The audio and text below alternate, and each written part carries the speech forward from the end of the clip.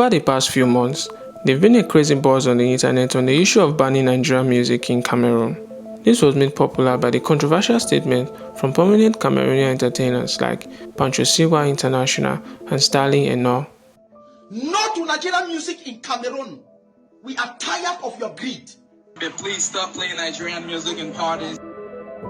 While I can say that some part of their remarks on the issue can simply be classified as sentimental and invariably seen as hate speech, especially the comments of Pancho CY International, I honestly understand where this is coming from and I sympathize with the present condition of the Cameroonian music industry. In this video, we are going to understand why banning Nigerian music in Cameroon will not solve the industry's current problems, and also we are going to be looking at better solutions to the existing problems. For Camerooners seeing this video, I want you to know that Nigerian music has been in this phase before. What you are currently seeing as a boom in the Nigerian music industry took more than 20 years to birth. In the early 90s, the most popular brand of music in Nigeria was American hip hop and R&B. Most Nigerian-owned radio stations would prefer to play Michael Jackson and Madonna rather than any Nigerian or African artists because they were popular. The American pop culture was trending in Nigeria and in most parts of the world then, as Nigerians were influenced by their movies and music. It's not that Nigerians weren't making good music at that time. In fact, they had a thriving traditional music brands like Highlife, Ogene, Fuji, and of course, Fela Anikulapo's Juju. But around the 90s and the early 2000s, music from Jennifer Lopez, Celine Dion, Harold Kelly, and bands like Westlife and Blackstreet Boys were mainstream media in Nigeria.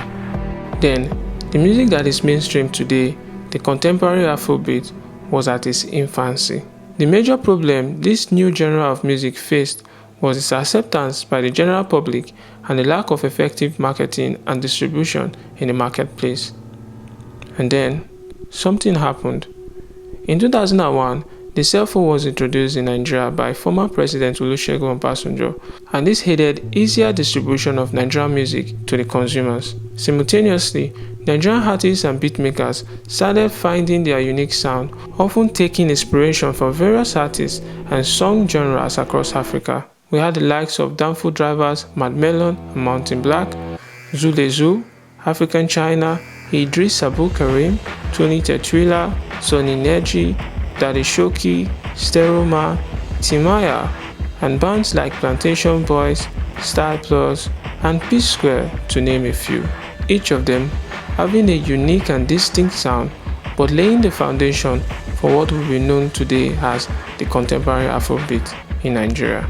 We also had the Alaba international marketers, who were ever ready to pirate your songs with the slightest opportunity, although what they did was wrong, but they bridged the gap between Nigerian artists and the audience, making Nigerian music readily available to the audience. One more important factor for the rise of Nigerian music is its population. Nigeria has the highest population in Africa, with an estimated population of 200 million people. Now, I've heard people compare the population of Nigeria to that of Jamaica, saying that Jamaicans had a population of just 3 million people and still the reggae music predominant in that country boomed. First of all, I'll say that this is a nonsense comparison. Why? Because in music, or virtually anything, when the majority of the population is interested and influenced by that thing, then it's just a matter of time before it becomes mainstream internationally.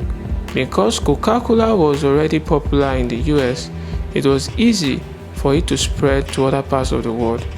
If we are going to compare Nigeria and Jamaica, then we must take a look at the ratio of the people interested in the indigenous music to that of the actual population of both countries. And when we do so, we will find out that both countries, Nigeria and Jamaica, are actually similar. What I mean is that a huge chunk of the Nigerian population are interested in the Nigerian music. Now, having population in another sense may also mean having a lot of artists and record labels.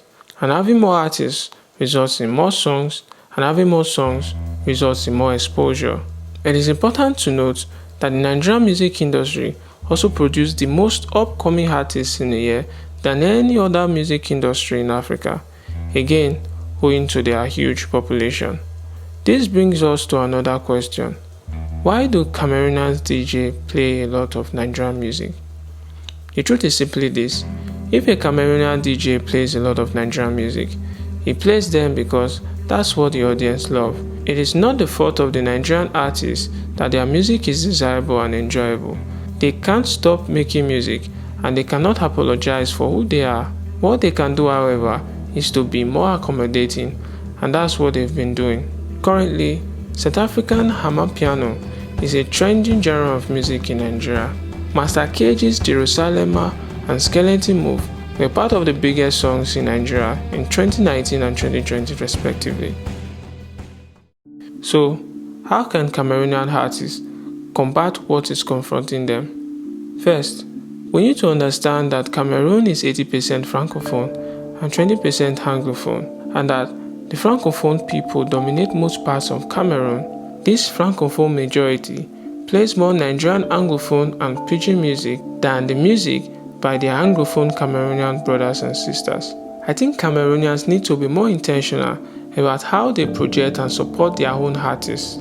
There is clearly an internal problem here. Second, Cameroonians might need to market their music better and work on their branding. Sometimes, the music might be awesome, but the marketing is poor. Cameroonians will also need to make their music more desirable with greater internet-based marketing so that they can reap the fruits of Pan-African music successes. Nigerian artists do a lot of Pan-African marketing, and there is a lot Cameroonians can learn from them. Another thing that also helps Nigerian artists is Pan-African collaboration.